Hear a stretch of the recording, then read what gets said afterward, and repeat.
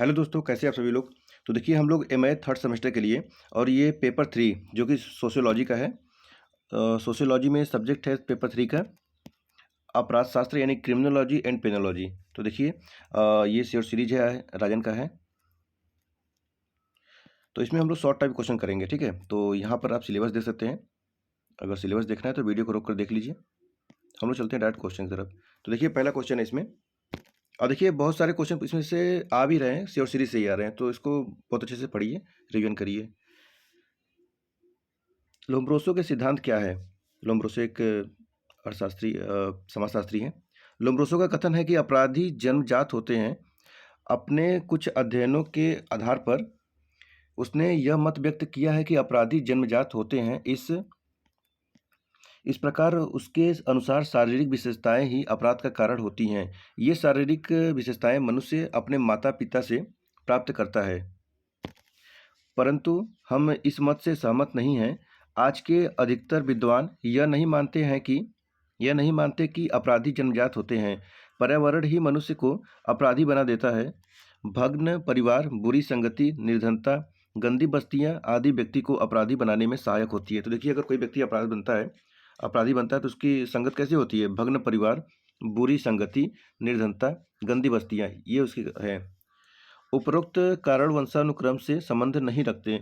उनका संबंध पर्यावरण से होता है, मतलब जिस माहौल में रहते हैं उस माहौल में वो सीखते जाते हैं। इस प्रकार पर्यावरण व्यक्ति को अपराधी बनाता है, न कि वंशानुक्रम। मतलब कि अगर कोई वंश से कोई अपराधी है, उसके दादा चोर डाकू रहे हो, उसके पिता रहे हो, तो जरूरी नहीं कि लड़का भी हो, लेकिन अगर उसी माहौल में ढलेगा तो वहाँ पे होगा, वातावरण के हिसाब से। हम बता चुके हैं कि मनुष्य अपने पर्यावरण की उपज है। व्यक्ति का आचरण प्रायः उसका पर्यावरण ही निश्चित करता है। एक कहावत है, मनुष्य अपनी संगति से ही जाना जाता है। A man is known by the company he keeps. बुरी संगति में रहने वाले बालक प्रायः बुरी आदतों के शिकार हो जाते हैं। चलचित्र जो पर्यावरण का ही एक अंग है, अपराध प्रवृत्ति को बढ़ावा देता है। प्रत्येक समाज में अपराध की धारणा भी भिन्न भिन्न होती है। जो कार्य एक समाज में अपराध माना जाता है, यह आवश्यक नहीं है कि दूसरे समाज में भी वह अपराध माना जाता हो।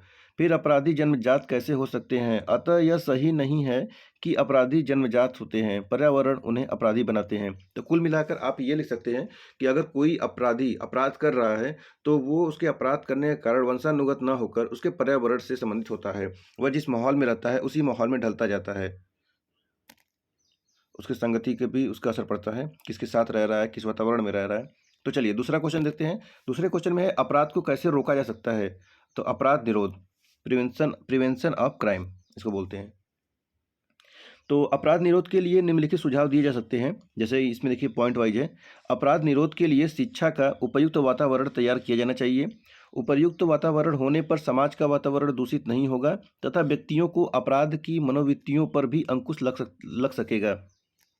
दूसरा पॉइंट है, सामाजिक परिस्थितियों में सुधार लाया जाना चाहिए। समाज की परिस्थितियों में सुधार करके अपराध रोके जा सकते हैं। समाज से जाति प्रथा समाप्त की जानी चाहिए। विधवा विवाह पर लगा नियंत्रण समाप्त किया जाना चाहिए। समाज में बाल विवाह की प्रथा समाप्त की जानी चाहिए। और यदि सामाजिक परिस्थितियों में सुधार लाया जा सके तो अपराध की स्थिति में पर्याप्त सुधार लाया जा सकता है।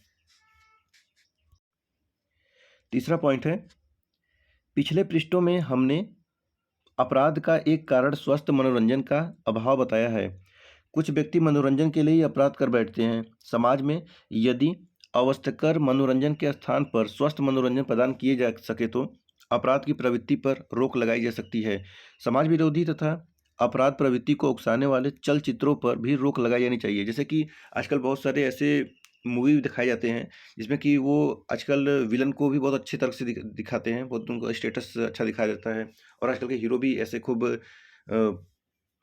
बहुत सारे ऐसी प्रवृत्ति करते हैं, उसमें शराब पीते हैं और सिगरेट पीते हैं, तो वो बच्चे सब सोचते हैं कि बहुत अच्छा कार्य कर रहे हैं, तो उसमें भी वो सम्मिलित हो जाते हैं और मार धाड़ जो होता रहता है उसको भी। चलिए नेक्स्ट पॉइंट है, भग्न परिवारों की दशा सुधारी जानी चाहिए। सदरलैंड के अनुसार टूटे परिवारों की परिस्थितियों में सुधार करने से अपराध प्रवृत्ति पर अंकुश लगाया जा सकता है। भारत में विवाह परंपरागत विधि से ही होते हैं। इसके स्थान पर लड़के तथा लड़कियों को अपना जीवन साथी स्वयं चयन करने की अनुमति प्रदान की जानी चाहिए। इससे परिवार टूटने से बच सकेंगे। देखिए, हम लोग के संविधान में भी अपने जीवन साथी चुनने का अधिकार है। तो अगर आप लोग को पता है कि कौन से आर्टिकल में, तो बताइए। तो चलिए क्वेश्चन नंबर 3 देखते हैं। अपराध शास्त्र क्या है? देखिए, ऐसे क्वेश्चन तो जरूर ही आएंगे। अपराध शास्त्र क्या है, तो इसको ध्यान से पढ़िए। अपराध शास्त्र वह विज्ञान है जो वास्तविक सामाजिक सांस्कृतिक परिस्थितियों के संदर्भ में अपराध व अपराधी का अध्ययन करता है, साथ ही उपचार एवं सुधार के ठोस और तौर तरीकों को ढूंढ निकालता है। इस बारे में एक बात ध्यान देने योग्य है कि अपराध का समाजशास्त्र या अपराध शास्त्र अपराधी व्यवहार का अध्ययन करने हेतु सामाजिक सांस्कृतिक परिस्थितियों के अतिरिक्त अपराधी की शारीरिक व मानसिक विलक्षणताओं की अवहेलना नहीं करता है। और भी स्पष्ट शब्दों में, अपराध का समाजशास्त्र या अपराध शास्त्र अपराधी व्यवहार का समाजशास्त्रीय अध्ययन है, जिसके अंतर्गत दंड, उपचार, सुधार, प्रयोग व भविष्यवाणी का पूर्ण विश्लेषण किया जाता है। नेक्स्ट है, अनेक विद्वान अपराध शास्त्र और अपराध के समाजशास्त्र को अलग अलग मानते हैं, लेकिन आधुनिक समय में अपराध शास्त्र में जो नवीन प्रवृत्तियां विकसित हो रही हैं, उनको ध्यान में रखने पर अपराध शास्त्र और अपराध के समाजशास्त्र के मध्य कोई स्पष्ट विभाजन रेखा नहीं खींची जा सकती है। सच तो यह है कि अपराध शास्त्र की नवीन प्रवृत्तियों के फलस्वरूप ही अपराध शास्त्र आज अपराध के समाजशास्त्र में बदल गया है। अतः अपराध शास्त्र वह विज्ञान है जो अपराध व अपराधियों का अध्ययन करता है, तथा जिसमें अपराधियों की शारीरिक विशेषताएं और मनोवृत्तियां सम्मिलित की जाती हैं। नेक्स्ट है क्वेश्चन नंबर 4। समाजशास्त्र की विषय वस्तु देख लीजिए। अपराध शास्त्र के समाजशास्त्र में विषय वस्तु, तो विषय वस्तु ऐसे कुछ पूछेगा तो आप लोग ध्यान रखिए कि इसमें 4 पॉइंट दिया गया है। अपराध की प्रकृति जानिए, कारणों की व्याख्या कीजिए। अपराध के कारणों की व्याख्या मतलब क्यों किया गया है, और अपराधी व्यवहार का अध्ययन व विश्लेषण करिए। उसके बाद अपराधियों का उपचार व दंड विधि देखिए। वास्तव में समाजशास्त्री के लिए अपराध के समाजशास्त्र की विषय वस्तु बहुत विस्तृत है, क्योंकि समाजशास्त्र सभी असामाजिक कृत्यों को अपराध मानता है। मतलब जो भी कार्य ऐसे हो रहे हैं जो वो समाज के अनुकूल नहीं है, वो एक असामाजिक कार्य में वो अपराध माना जाता है। क्वेश्चन नंबर 5, अपराध शास्त्र के महत्व पर प्रकाश डालिए। तो निम्नलिखित महत्व है, देखिए, जैसे कि 4 पॉइंट यहाँ पर लिखा है। व्यक्तिगत विघटन को रोकने में सहायक होता है, विभिन्न सामाजिक विज्ञानों के अध्ययन में सहायक, सामाजिक विघटन को रोकने में सहायक, और चौथा है सामाजिक नियंत्रण में सहायक। अभी 2 पॉइंट और इसमें है। अपराध निरोध के व्यवहारिक सुझाव प्रस्तुत करता है, और अपराधी प्रवृत्ति से संबंधित भ्रांतियों को दूर करना। चलिए नेक्स्ट है क्वेश्चन नंबर 6, अपराध का स्वतंत्र इच्छा का सिद्धांत की आलोचना कीजिए। तो यहाँ स्वतंत्र की इच्छा का सिद्धांत अगर ऐसे आ जाए तो ऐसे हेडिंग डालिए और नीचे लिखते चलिए। इस सिद्धांत के अनुसार मानव में कुछ व्यवहार अनुकरण द्वारा सीखे जाते हैं। मानव अपने व्यवहार के चयन में स्वतंत्र इच्छा से नियंत्रित होता है, और अपराधी लोग जानबूझकर आपराधिक व्यवहार का चयन करते हैं। इस सिद्धांत का विकास 16वीं 17वीं शताब्दी में हुआ था। इस युग में आत्माओं का अस्तित्व माना जाता था, और मृत शरीर एवं पशुओं पर भी अपराध का मुकदमा चलाया जाता था, और इन्हें फांसी की सजा दी जाती थी। 2 पॉइंट यहाँ पर है। अपराधी को प्रतिशोधात्मक दंड रूप में फांसी दी जाती थी, और दूसरा है मृत शरीर को भी दंड दिया जाता था। तो ये कब होता था? तो यह होता था, यहाँ पे लिखा था ना, 16वीं और 17वीं शताब्दी में। आलोचना देखिए। तो स्वतंत्र इच्छा संबंधी आस्था में अपराध के कारणों की गलत व्याख्या की गई है, क्योंकि इसमें समाज और परिस्थितियों की उपेक्षा की गई है। दूसरा पॉइंट है, अपराध के कारणों की व्याख्या एकांगी और पक्षपातपूर्ण थी। तीसरा है, दंड के रूप में प्रतिशोधात्मक कठोर दंड व्यवस्था का विधान था। यद्यपि सिद्धांत अपराध के कारणों की खोज करने में असमर्थ रहा, फिर भी इस सिद्धांत के अनुसार अपराध में कलुषित भावना के तत्व का हल्का सा आभास होता है। क्वेश्चन नंबर 7 देखिए। 7 में है, अपराध की विशेषताएं क्या है? तो हाल के अनुसार वे कार्य कानूनी दृष्टिकोण से अपराध कहे जाएंगे जिनमें निम्न विशेषताएं पाई जाती हैं, जैसे कि कोई कार्य तभी अपराध कहलाएगा जब उस कार्य के द्वारा कोई बाहरी हानि हो। दूसरा है यह हानि कानूनी द्वारा निषिद्ध हो। तीसरा है अपराध का निर्धारण विशिष्ट देश के संदर्भ में किया जाता है।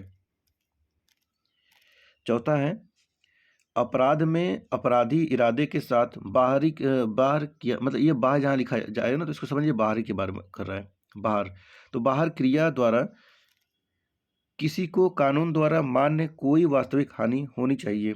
जो पांचवा है प्रत्येक अपराध के लिए दंड अनिवार्य रूप से निर्धारित होता है। और छठा है यह आवश्यक नहीं है कि अपराध अनैतिक हो। ऐसी त्रुटि अथवा अनैतिक व्यवहार जिसका कानून निषेध नहीं करता अपराध नहीं है। नेक्स्ट है अपराध और अनैतिकता। अनैतिकता में क्या अंतर है? तो अपराध और अनैतिकता, देखिए अनैतिकता यहाँ पे मोरल के बारे में बात कर रहा है, मोरलिटी के बारे में। नैतिक नियमों का उल्लंघन अनैतिकता अपराध कानून का उल्लंघन है। दूसरा पॉइंट है अनैतिकता मन वचन तथा क्रम से संबंधित है जबकि अपराध का संबंध क्रिया से है।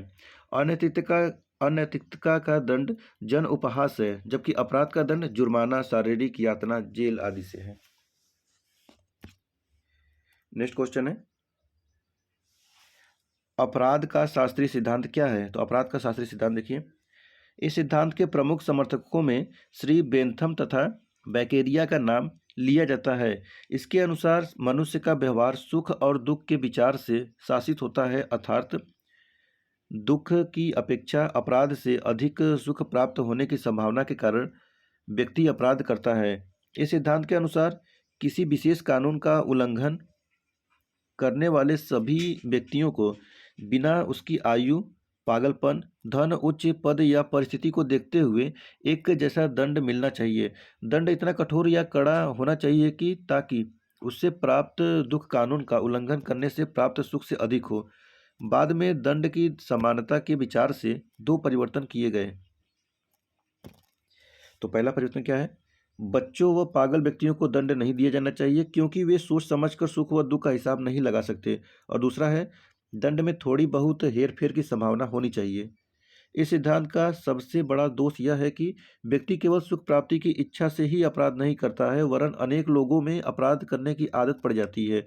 इसके अतिरिक्त इस सिद्धांत में सामाजिक दृष्टिकोण से अपराध पर विचार नहीं किया गया है। वास्तव में यह सिद्धांत व्यक्तिवादी व शिक्षावादी है। नेक्स्ट है क्वेश्चन नंबर 10, अपराध शास्त्र के अध्ययन की मुख्य पद्धतियां बताइए। अपराध शास्त्र की मुख्य पद्धतियां जो निम्नलिखित हैं, तो पॉइंट वाइज में है। पहला पॉइंट है सांख्यिकी पद्धति। क्या होता है ये? इसका संबंध आंकड़ों या गणित से है। इससे आपराधिक घटनाओं के आंतरिक कारणों पर प्रकाश नहीं पड़ पाता। दूसरा है वैयक्तिक जीवन अध्ययन पद्धति। क्या होता है ये? तो इकाइयों का अध्ययन गहनता व समीपता से किया जाता है। अध्ययन गुणात्मक होता है। इसकी कार्यप्रणाली में समस्या की व्याख्या, घटनाओं के क्रम का वर्णन, निर्धारक कारक, संबंधित प्रभावी कारक, विश्लेषण व मूल्यांकन आदि होते हैं। जीवन इतिहास सूचना के महत्वपूर्ण स्रोत हैं। इस विधि में अधिक समय व धन लगता है और बहुधा अप्रमाणित तथ्य ही प्राप्त हो पाते हैं। तीसरा पॉइंट है प्रयोगात्मक पद्धति। तो इस विधि का सीमित प्रयोग ही संभव है। चौथा है परिस्थितीय शास्त्रीय पद्धति। क्षेत्रों की परिस्थिति के अनुसार अपराधी वृत्ति का अध्ययन। और पांचवा पॉइंट है खुले वातावरण में अध्ययन। चलिए नेक्स्ट क्वेश्चन है अपराध शास्त्र तथा विधि शास्त्र में संबंध स्पष्ट कीजिए। मतलब अपराध शास्त्र और विधि शास्त्र बताना है। तो अपराध शास्त्र और विधि शास्त्र में क्या संबंध है? अपराध शास्त्र और विधि शास्त्र दोनों ही पृथक यानी कि अलग विषय मालूम पड़ते हैं, किंतु वास्तविकता यह है कि दोनों में घनिष्ठ संबंध है। क्या है संबंध? तो विधि शास्त्र वैधानिक सिद्धांतों के संपूर्ण अध्ययन से संबंधित है। अपराध शास्त्र और विधि शास्त्र दोनों एक दूसरे से जुड़े हुए हैं।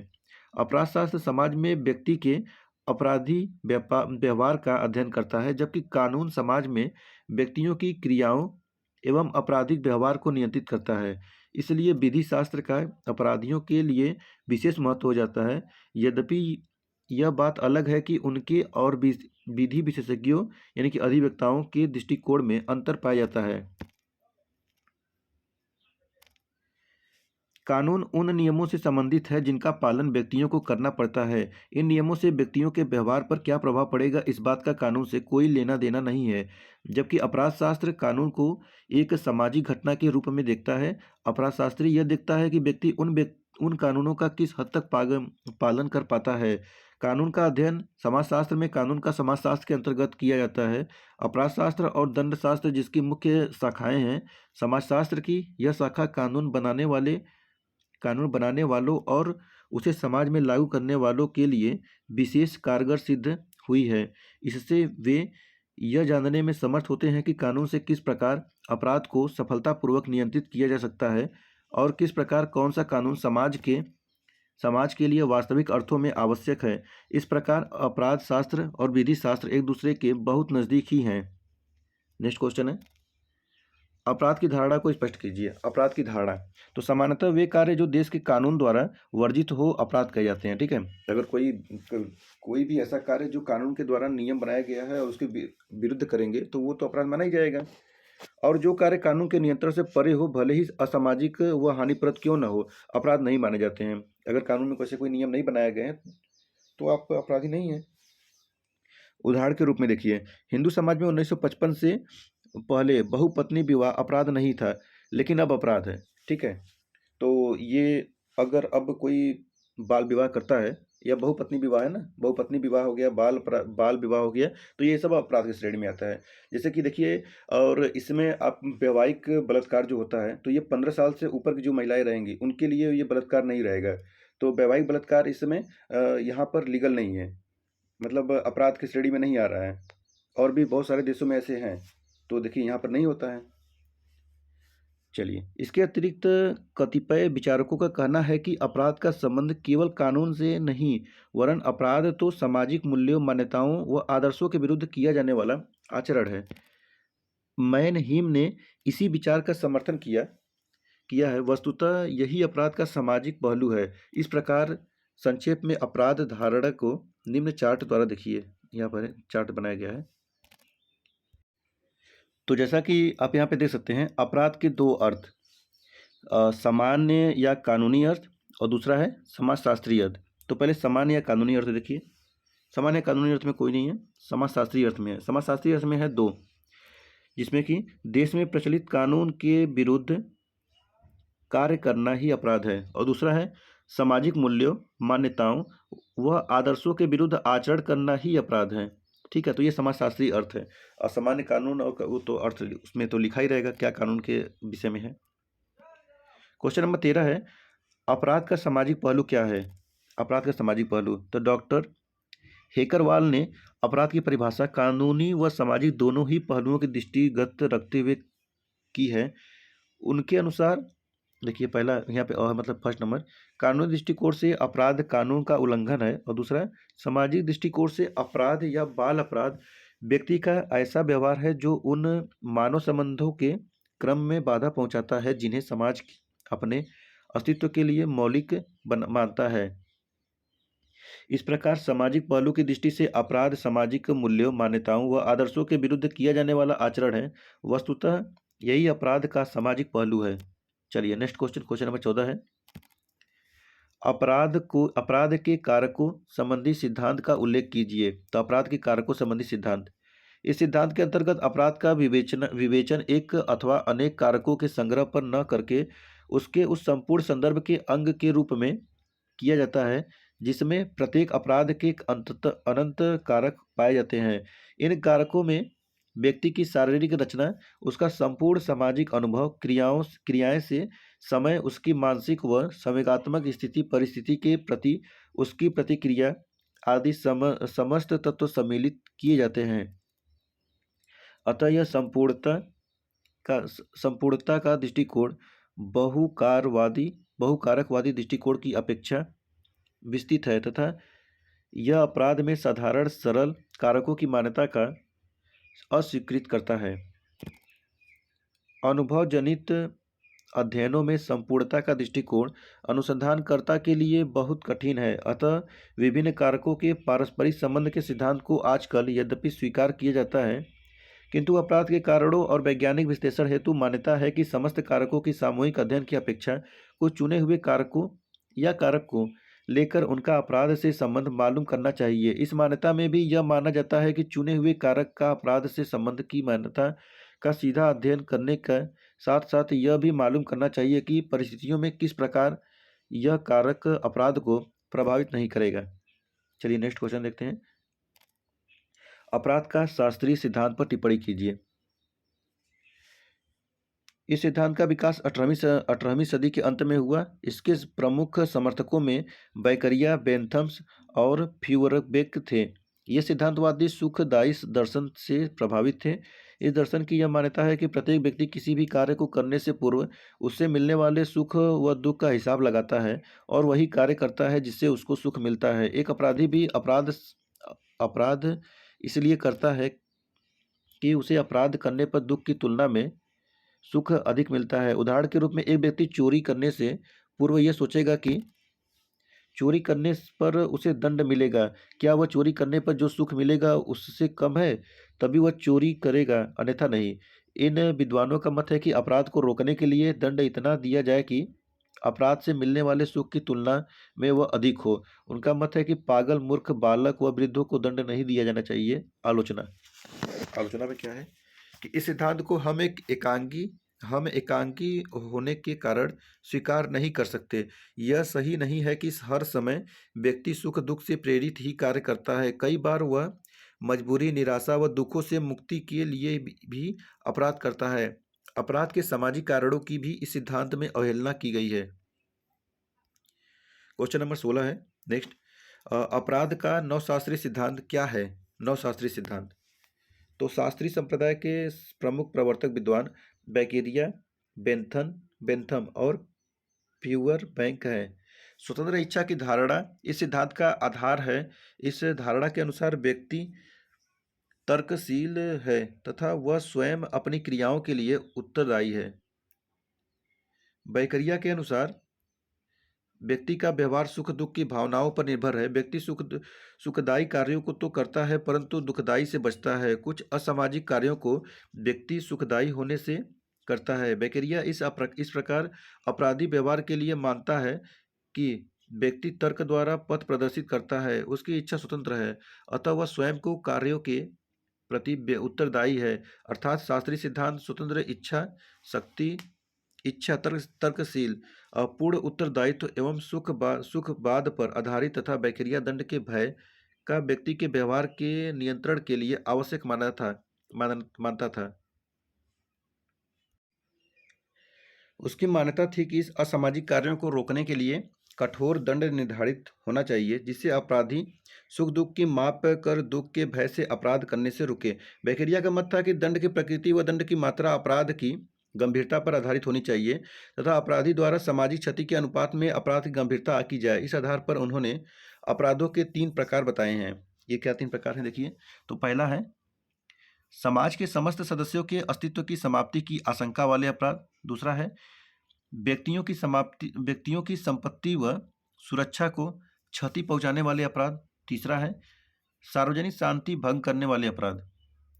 तीनों अपराध समाज की क्षति का अलग अलग प्रतिनिधित्व करते हैं, अतः प्रत्येक दंड की मात्रा भी अलग अलग होनी चाहिए। बैकरिया के शब्दों में दंड का लक्ष्य अपराधी को कष्ट पहुंचाना न होकर उसे समाज को और अधिक हानि पहुंचाने से रोकना तथा संभाव्य अपराधियों को कानून उल्लंघन से रोकना है। अतः उनका विचार था कि दंड खुले रूप से, शीघ्रता से, अपराध के अनुपात से तथा पूर्व निश्चित आधार पर देना चाहिए।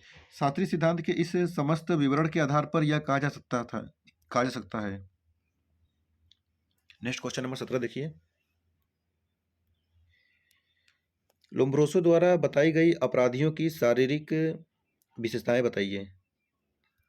तो देखिए यहाँ कुछ विशेषताएं बताए गए हैं, इसको पॉइंट वाइज नोट कर लीजिए। कहीं पर भी अपराध क्यों होते हैं, प्रकृति के बारे में लिख सकते हैं उसको, ठीक है। तो अपराधियों की खोपड़ी बनावट विषम होती है। अपराधियों का निचला जबड़ा नीचे की ओर बढ़ा हुआ और अंदर की ओर दबा हुआ होता है। अपराधियों की नाक दोषपूर्ण आकार की होती है और नाक का अस्थिर पंजर दबा होता है। अपराधी के चेहरे पर बाल, दाढ़ी, मूछ, भवें अत्यधिक छितरे या अपर्याप्त होते हैं। अपराधियों के कान लंबे हो तथा मोटे होते हैं। अपराधियों के हाथ लंबे होते हैं। अपराधियों में दर्द की प्रति संवेदनशीलता सामान्य व्यक्तियों से कम होती है। ठीक है, तो इतने ये उसकी विशेषताएं हैं। क्वेश्चन अब इकाई 2 में देखिए, मतलब यूनिट 2। तो क्वेश्चन नंबर 18 है, कोहेन के आपराधिक व्यवहार सिद्धांत की मुख्य आलोचनाएं स्पष्ट कीजिए। पॉइंट में है, एक गिरोह का सदस्य मध्य वर्ग के मूल्यों और मानकों को अस्वीकार नहीं करता है, लेकिन अपने अशिष्ट व्यवहार यानी साइक्स एंड मैच्चा 1995 को युक्तिसंगत बनाने के लिए तटस्थता की तकनीक अपनाता है। दूसरा है, यदि कोहेन के सिद्धांत को स्वीकार किया जाता है तो निम्न वर्ग के लड़कों की अपराधी दर उन क्षेत्रों में अधिक होनी चाहिए जहां वे मध्यम वर्ग के लड़कों के साथ सीधी प्रतिस्पर्धा में है, और उनकी दर उन क्षेत्रों में सबसे कम होनी चाहिए जहां निम्न वर्ग सार्वभौमिक है। किट्स और डाइट्रिक ने कोहेन के इस कथन को चुनौती दी है कि मजदूर वर्ग का लड़का मध्य वर्ग के मानदंडों से खुद को मापता है। चौथा है, गैर उपयोगितावादी, दुर्भावनापूर्ण और नकारात्मक के रूप में अपराधी उपसंस्कृति का वर्णन गलत है। पांचवा है, मध्यम वर्गीय प्रणाली के प्रति कामगार वर्ग के लड़के की महत्वाकांक्षा का कोहेन का वर्णन प्रतिक्रिया गठन अवधारणा के उपयोग को नहीं करता है। छठवां है, सिद्धांत का पद्धतिगत आधार इसे अंतर्निहित रूप से अप्रतिष्ठित करता है तथा उपसंस्कृति के उद्भव और इसके रखरखाव के बीच संबंध के बारे में सिद्धांत अस्पष्ट है। नेक्स्ट क्वेश्चन है क्वेश्चन नंबर 19, मात्सुएदा और हैमर का विभेदक सामाजिक नियंत्रण के सिद्धांत की व्याख्या कीजिए। मात्सुएदा और हैमर का विभेदक सामाजिक नियंत्रण सिद्धांत। मात्सुएदा और हैमर का सिद्धांत 1992 में पेश किया गया एक प्रतीकात्मक अंतःक्रियावादी परिप्रेक्ष्य पर लौटता है। यह तर्क देते हुए कि अपराध का एक प्रतीकात्मक अंतःक्रियावादी सिद्धांत आत्म और सामाजिक नियंत्रण का एक सिद्धांत प्रदान करता है जो लेबलिंग, माध्यमिक विचलन और प्राथमिक विचलन सहित सभी घटकों की व्याख्या करता है। यह सिद्धांत भूमिका निभाने की अवधारणा पर निर्भर करता है, एक अवधारणा जो दर्शाती है कि व्यक्ति अपने व्यवहार पर कैसे विचार करते हैं। वे स्थिति या व्यवहार को दूसरे के दृष्टिकोण से देखने के लिए खुद को दूसरों के स्थान पर रखने में कैसे सक्षम होते हैं, और वे कैसे मूल्यांकन करते हैं कि वैकल्पिक कार्रवाइयां जो अधिक स्वीकार्य होंगी और दूसरों की नज़र में अनुचित नहीं होंगी।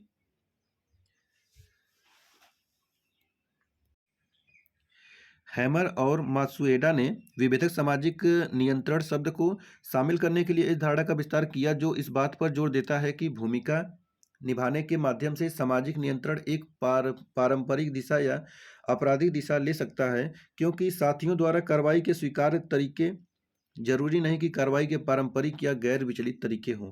चलिए नेक्स्ट क्वेश्चन है, किशोर अपराध में लेबलिंग सिद्धांत क्या है। लेबलिंग सिद्धांत देखिए बताना है, ठीक है। लेबलिंग से तात्पर्य नियंत्रण एजेंटों या एजेंसियों की कार्रवाई से है, ठीक है। नियंत्रण एजेंटों या एजेंसियों की कार्रवाई से है जो किशोर बदमाशों को अपराधी के रूप में वर्गीकृत करते हैं। इस तरह की कार्रवाई को सिद्धांतकारों द्वारा एक किशोर के मानक समाज से अलगाव की भावना को बढ़ाने वाले कारक के रूप में लेबल करके देखा जाता है, जिससे विचलित व्यवहार को बढ़ावा मिलता है, ठीक है। तो आप लोग याद रखिए, नियंत्रण एजेंटों एजेंसियों की कार्रवाई से ये है, और सुधार गृह भी इसमें आप लोग ले सकते हैं। चलिए, लेबलिंग सिद्धांत का उदाहरण क्या है। उदाहरण के रूप में देखिए, यहाँ पर लेबलिंग का एक उदाहरण यह कहा जा सकता है कि सड़क के पार एक युवक चोर है क्योंकि उसे अन्य युवकों के साथ विकृत व्यवहार करते देखा गया था। भले ही वह चोर ना हो, लेकिन उसे दिए गए लेबल के कारण वह चोरी करने को मजबूर हो सकता है, ठीक है। अब किसी को बार बार चोर कहेंगे, चोर का लेबल भी लगा देंगे तो चोरी करने को मजबूरी हो जाएगा। चलिए, क्वेश्चन यूनिट 3 में क्वेश्चन है, श्वेतपोश अपराधी क्या होता है। देखिए, इसके बारे में बहुत अच्छे से पढ़िए, क्या पता क्वेश्चन पूछ ही दे। तो श्वेतपोश अपराध की परिभाषा करते हुए सदरलैंड ने लिखा है, प्रतिष्ठित और उच्च सामाजिक पद के व्यक्ति के द्वारा अपने पेशे या व्यवसाय के दौरान किया गया अपराध श्वेत अपराध होता है। जैसे कि अगर कोई, जैसे बैंक मैनेजर है, अब आपसे घूस ले रहा है, तो वो उच्च पद पर है और आपसे घूस ले रहा है, वो एक क्लर्क थोड़ी ना लेगा। वैसे ही कोई एक डीएम है, तो आप उससे कोई कार्य करवाना चाहते हैं, तो वो भी एक श्वेत पोषण अपराध हो जाएगा। व्हाइट कॉलर इसको बोलते हैं, ठीक है। इस प्रकार के अपराध को रोकने करने वाले व्यक्ति श्वेत वस्त्रधारी व आर्थिक दृष्टि से संपन्न व्यक्ति होते हैं। यही कारण है कि इस प्रकार के अपराध को श्वेत वस्त्र यानी कि व्हाइट कॉलर अपराध, क्राइम, अभिजात अपराध, श्वेत वस्त्रधारी अपराध या भद्र वर्गीय अपराध या सफेद पोश अपराध आदि विभिन्न नामों से जाना जाता है, ठीक है। चलिए फिर नेक्स्ट देखिए, श्वेत वसन अपराध के मुख्य कारण क्या है और विभिन्न व्यवसाय में होने वाले श्वेत वसन अपराध को बताइए। देखिए यहाँ 9 पॉइंट दिए गए हैं। और लोगों की लापरवाही है, कानून से अभिज्ञता, अनभिज्ञ होना, व्यापारिक विज्ञापन, ठगे जाने के बाद ठगने वालों को के विरुद्ध कार्रवाई न करना, कानून के विस्तार की कमी, कानून की गूढ़ता व जटिलता, व्यापार संबंधी नैतिकता, धनी लोगों का सम्मान, उच्च अधिकारियों व नेताओं का सहयोग। विभिन्न व्यवसायों के श्वेत वसन अपराध विभिन्न व्यवसायों में होने वाले श्वेत वसन अपराध निम्नलिखित हैं, जैसे 4 दिए गए यहाँ पर। व्यापारी श्वेत वसन अपराधी के रूप में होते हैं, राजकीय अधिकारी श्वेत वसन अपराध के रूप में होते हैं, वकील श्वेत वसन होते हैं, डॉक्टर भी होते हैं। श्वेत वसन अपराध के दुष्परिणाम बताइए, क्या है दुष्परिणाम उसके। तो समाजवाद के मार्ग में बाधा होता है, समाज का शोषक होता है और आर्थिक असंतुलन में वृद्धि होती है, सरकारी कर की वृद्धि होती है और भावी पीढ़ी पर दुष्प्रभाव होता है। ये उसके कुछ दोष हैं। चलिए नेक्स्ट है, बाल अपराधी की अवधारणा स्पष्ट कीजिए। तो बाल अपराधी की परिभाषा विभिन्न विद्वानों ने निम्न प्रकार दी है, इसे न्यूमेर। एक बाल अपराधी निर्धारित आयु से कम आयु का वह व्यक्ति है जो समाज विरोधी आचरण का दोषी है और जिसका यह आचरण कानून का उल्लंघन है। दूसरा माउरर, बाल अपराधी वह व्यक्ति है जो जानबूझकर इरादे के साथ एवं समझते हुए उस समाज की रूढ़ियों की अपेक्षा करता है जिससे उसका संबंध है। शंकर सहाय श्रीवास्तव के अनुसार देखिए, बाल अपराधी वह है जो कि 7 वर्ष से 18 वर्ष की आयु का हो, जो अपने घर से बाहर अपने माँ बाप या संरक्षकों की आज्ञा के बिना रहता हो और अपने व्यवहार में व्यक्तिक और सामाजिक विघटन के प्रतिमान प्रदर्शित करता हो। उपरोक्त परिभाषाओं के आधार पर बाल अपराध के निम्न लक्षणों की विशेषताओं पर उल्लेख यहाँ पर दे सकते हैं, क्या है।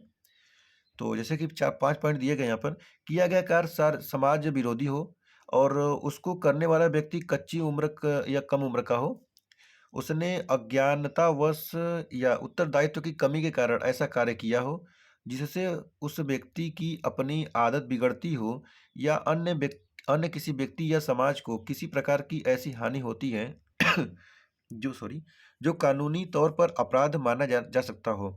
नेक्स्ट है, इस प्रकार के कार्य उसका ऐसा स्वभाव बन गए हो जिनका ठीक होना कठिन हो। नेक्स्ट है क्वेश्चन नंबर 26, अपराध और बाल अपराध में अंतर बताइए।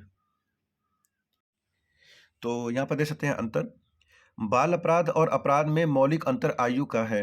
बाल अपराध अपराध की पहली सीढ़ी है जबकि अपराध बाल अपराध की अंतिम सीढ़ी है। बाल अपराध की खोजबीन सरल है और अपराध की खोजबीन जटिल है। बाल अपराधियों को दंड के बिना सुधारा जा सकता है, वयस्क अपराधियों को कठोर दंड दिया जाता है। बाल अपराध पूर्व नियोजित नहीं होते जबकि अपराध पूर्व नियोजित होते हैं। देखिए बाल अपराध जब होता है तो उसको सुधार गृह में डाला जाता है। अब देखिए यूनिट 4 में क्वेश्चन आएगा, दंड की परिभाषा और अर्थ स्पष्ट कीजिए।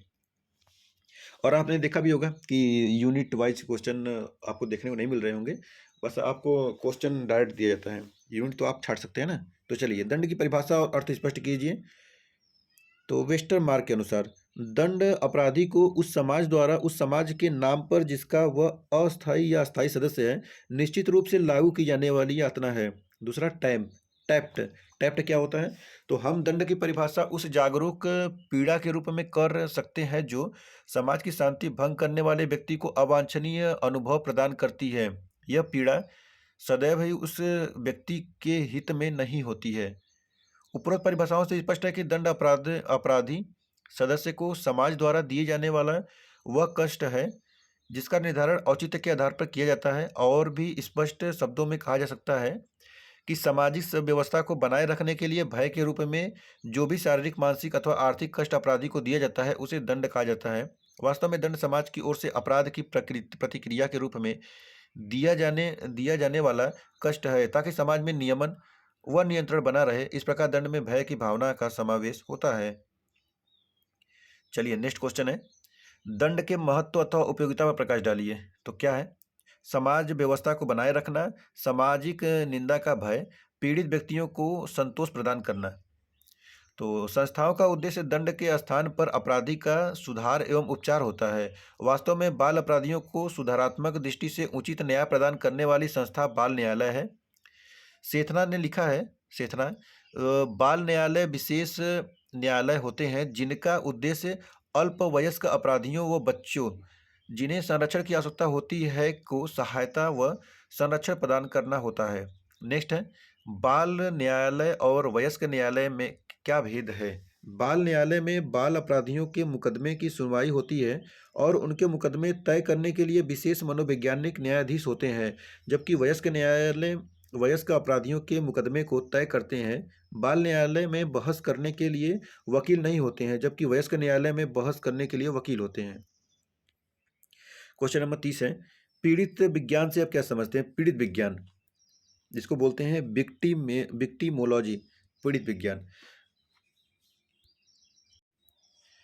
यह पीड़ित अपराध के मनोवैज्ञानिक प्रभाव की जांच है तथा पीड़ितों और अपराधियों न्याय प्रणाली और सुधार अधिकारियों के मध्य संबंधों का अध्ययन है। इसमें मूल रूप से व्यक्ति के प्रताड़ना से शिकार होने से लेकर सुधार तक की प्रक्रिया वर्णित है। साधारण अर्थों में यदि देखा जाए तो यह ऐसा विज्ञान है जिसमें प्रताड़ना की प्रक्रिया, दर, घटना, प्रभाव और व्यापकता का अध्ययन शामिल है, इसलिए इसे विक्टिमोलॉजी कहा जाता है। पीड़िता विज्ञान और अपराध शास्त्र के अनुसार अपराध से पीड़ित एक पहचान योग्य व्यक्ति यानी आइडेंटिफाइड पर्सन होना चाहिए, जिसे मात्र अपराधी द्वारा प्रत्यक्ष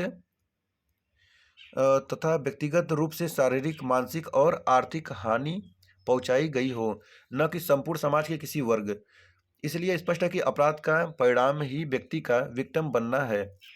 सेब्बा L 1996, third parties victim and criminal justice system, Ohio State University Press, Columbus के अध्ययन में इन्हीं परिणामों की चर्चा करते हुए निष्कर्ष निकाला गया कि अपराध का मुख्य कारण इमोशनल डिस्ट्रेस है। यही भी भावनात्मक वेदना अपराधियों को भी अपना विक्टिम बना लेती है और इसके अनुसरण के लिए कृत्य से प्रभावित व्यक्ति भी पीड़ित बन जाता है। कुल पीड़ितों में से 3/4 पीड़ित व्यक्तियों को प्रभावित करने वाली सबसे आम समस्याएं मनोवैज्ञानिक समस्याएं थी, जिनमें शामिल है भय, चिंता, घबराहट, आत्मदोष, क्रोध, शर्म और सोने में कठिनाई।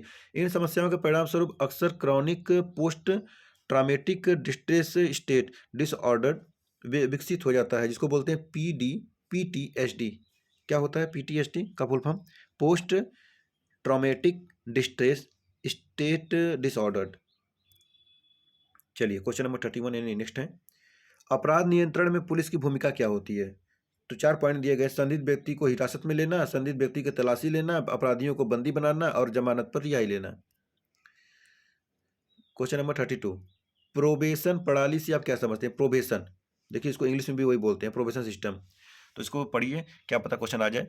तो सदरलैंड ने इसको बताया है कि प्रोबेशन दंड को स्थगित कर रखने की अवधि में दोषी ठहराए गए अपराधी की वह स्थिति है जिसमें अच्छे व्यवहार करने की शर्त पर उसे छोड़ा जाता है और उस अवधि में राज्य व्यक्तिगत निरीक्षण द्वारा उसे सदाचरण बनाए रखने में सहायता करने का प्रयत्न करता है। अच्छा, यानी कि जो व्यक्ति अगर जेल वगैरह में बंद है तो अगर अच्छा व्यवहार कर रहा है तो उसके व्यवहार पर उसको छोड़ा जा सकता है, या बाहर भी है तो उसको अगर बेल मांग रहा है तो उसको उसके व्यवहार पर उसको छोड़ सकते हैं, तो उसको बोलते हैं प्रोबेशन।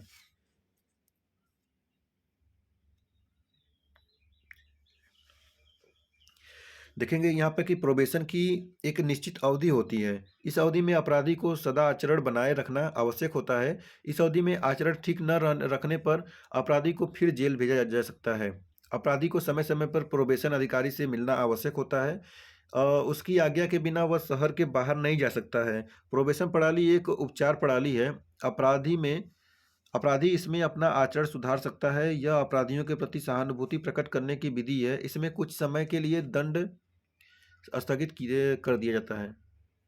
नेक्स्ट क्वेश्चन है, पुलिस की असफलता के मुख्य कारण क्या है? पुलिस असफल क्यों हो जा रही है? तो देखेंगे यहाँ पर मतलब व्याप्त भ्रष्टाचार, मतलब बड़े बड़े रूप में भ्रष्टाचार हो रहा है, कठोर प्रवृत्ति हो रही है और साहस का अभाव है, खानापुरी हो रहा है, मतलब खानापूर्ति बोलते हैं उसको। राजनैतिक हस्तक्षेप हो जा रहा है, मतलब कोई भी मंत्री वगैरह का कॉल आ जाता है, इसको छोड़ दीजिए। प्रशिक्षण का अभाव है, बहुत ज़्यादा मतलब प्रशिक्षण नहीं उनको मिल पा रहा है, ट्रेनिंग वगैरह। और अशिक्षा, मतलब शिक्षा ज़्यादा नहीं है। पर्याप्त सुविधाओं का अभाव हो रहा है, व्यवहारिक स्वरूप का अभाव है।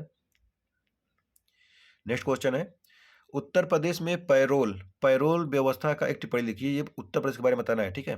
उत्तर प्रदेश में पैरोल व्यवस्था क्या है? उत्तर प्रदेश में पैरोल व्यवस्था यानी कि प्रिजनर्स रिलीज ऑफ प्रोबेशन अधिनियम 1938 के अनुसार, 1938 का है, ठीक है, प्रशासित होती है। इस अधिनियम के अनुसार राज्य सरकार अपराधी को जेल या सुधार संस्था में अच्छा आचरण रखने के कारण लाइसेंस देकर छोड़ सकती है। पैरोल पर छोड़े गए व्यक्ति को प्रायः प्रोबेशन अधिकारी के संरक्षण में ही रखा जाता है। जो अपराधी संरक्षण अथवा निगरानी से बचना चाहता है अथवा लाइसेंस की अवधि समाप्त होने पर जेल या सुधार संस्था में वापस नहीं पहुंच पाता है, उसे 2 वर्ष तक अतिरिक्त कारावास तथा 200 रुपये तक के जुर्माने से दंडित किया जा सकता है। नेक्स्ट क्वेश्चन और लास्ट होगा शायद ये। तो प्रोबेशन के लाभ निम्नलिखित है। क्या है लाभ है और लाभ और हानि बताना है। तो लाभ देखिए पहले, अपराधी को सामाजिक जीवन की वास्तविक परिस्थितियों में रखकर चारित्रिक विकास व जीवन की अवस्थाओं से अनुकूलन करने का अच्छा अवसर प्राप्त हो जाता है। दूसरा है, अपराधी का योग्य, कुशल व चरित्रवान बनाया जाता है और इस प्रकार वह समाज की प्रगति में योगदान देने में समर्थ हो जाता है। तीसरा है, अपराधी स्वयं सामाजिक उत्पादन कार्य में भाग लेता है, परिणाम स्वरूप समाज पर भार न बनकर समाज की उन्नति में सहायक होता है। चौथा है, अन्य सुधार संस्थाओं की तुलना में कहीं अधिक सस्ती प्रणाली है। पांचवा है, अपराधियों के परिवार आर्थिक बर्बादी से बच जाते हैं, सामाजिक दृष्टि से यह पर्याप्त लाभदायक स्थिति है। छठवां है, साधारण अपराधियों को बड़े अपराधियों से दूर रखकर बड़े अपराधियों की संख्या में वृद्धि को रोका जाता है। प्रोबेशन की हानियां देखिए क्या है, हानि के रूप में देखेंगे यहाँ पर। तो प्रोबेशन पर छोड़ देने से अपराधी के मन में दंड के प्रति रहने वाला डर समाप्त हो जाता है और वह पुनः अपराध की ओर प्रवृत्ति हो जाता है। दूसरा है, प्रोबेशन के अधिकारी अनेक कठिनाइयों से बचने के लिए अपराधियों के सुधारने पर विशेष ध्यान नहीं दे पाते हैं। ऐसी स्थिति में अपराधी सुधरने के बजाय अधिक बिगड़ जाता है। तीसरा है, प्रोबेशन अधिकारी में योग्यता, प्रशिक्षण तथा लगन आदि की कमी के कारण यह प्रणाली ठीक से संचालित नहीं हो पाती है। नेक्स्ट है, कभी कभी राजनीतिक दबाव के कारण भयंकर अपराधियों को प्रोबेशन पर छोड़ दिया जाता है। ये अपराधी समाज के लिए अधिक हानिकारक हैं। अब बताइए पैरोल क्या है। पैरोल के बारे में यहाँ पे देखना है। पैरोल प्रोबेशन दंड भुगतने से पहले ही मिल जाता है, परंतु कुछ दिन सजा काटने के पश्चात अपराधी को पैरोल पर छोड़ दिया जाता है। इस पद्धति में अपराधी को इस आश्वासन पर छोड़ दिया जाता है कि वह सजा की शेष अवधि में अपना आचरण ठीक रखेगा। अपराधी जब पूर्ण सजा भुगतने से पूर्व ही जेल में विशेष शर्तों पर छोड़ दिया जाता है तो उसे पैरोल कहते हैं। पैरोल क्या है? तो इस प्रश्न का उत्तर सदरलैंड ने बताया है। पैरोल किसी जेल या सुधार संस्था से जिसमें व्यक्ति को अपनी अधिकतम सजा भुगतनी हो, अच्छा व्यवहार बनाए रखने और जब तक पूर्ण सजा समाप्त न हो जाए उस संस्था अथवा राज्य द्वारा स्वीकृत अन्य किसी एजेंसी के अधीन तथा संरक्षण में रहने की शर्त पर मुक्त करने वाला व्यक्ति की स्थिति में रहने की क्रिया है। पैरोल अपराधी समय पैरोल में अपराधी समय से पूर्व ही घर वापस आ जाता है, उसकी कानून की प्रति श्रद्धा हो जाती है, उसका जीवन सुधर जाता है, अपराधी को जेल से छूट जाना हितकर होता है। इस प्रकार अपराधी अपना सामाजिक जीवन सुधार सकता है, परंतु पैरोल पर छूटा व्यक्ति राज्य के बाहर नहीं जा सकता है। अपराधी को पैरोल पर छोड़ देने से राज्यों का आर्थिक भार कम हो जाता है। पैरोल से समाज का बोझ भी हल्का हो जाता है, अपराधी अपने परिवार का पालन पोषण कर सकता है। इसके अतिरिक्त पैरोल एक अपराधी की सजा कम करके उसे पक्का अपराधी बनने से रोकता है। परंतु यदि पैरोल के आधार पर मुक्ति के पश्चात अपराधी अपना आचरण ठीक नहीं रखता है तो उसकी सजा तो कम हो जाती है, परंतु उसमें कोई सुधार नहीं आ पाता। ऐसा व्यक्ति समाज के लिए खतरा बन सकता है। तो देखिए हम लोग शॉर्ट टाइप क्वेश्चन इसमें कर रहे थे, तो आप लोग देखा है कि शॉर्ट टाइप में। अब इसके बाद क्वेश्चन कुछ लॉन्ग टाइप में होंगे, ठीक है। तो शॉर्ट टाइप खत्म हो चुके हैं, लॉन्ग टाइप पे अगर चाहेंगे तो बन जाएगा वीडियो, नहीं तो फिर आप लोग पढ़ते रहिए। और इसका PDF चाहिए तो व्हाट्सएप से ले सकते हैं इसको। चलिए तो फिर मिलते हैं नेक्स्ट वीडियो में। Thank you so much.